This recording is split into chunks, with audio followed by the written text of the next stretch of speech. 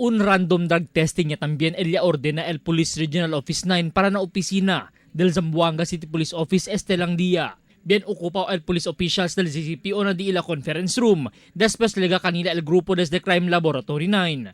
Asigun con el portavoz del Zamboanga City Police Office, el newly promoted Police Chief Inspector Ellen Galvez. Este el parte del programa del internal cleansing del PNP, que hindi lang una vez taas kanila.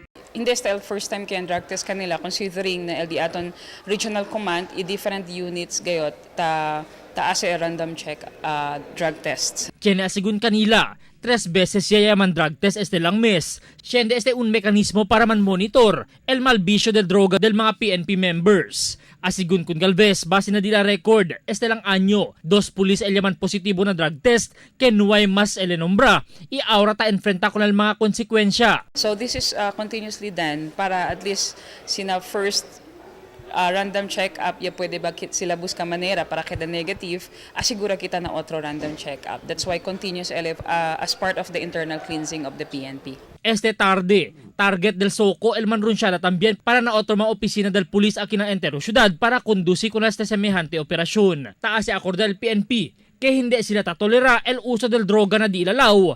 Siende este un mancha ta sirvi na di ilaw uniforme. Albert Luna, Dateline Zamboanga.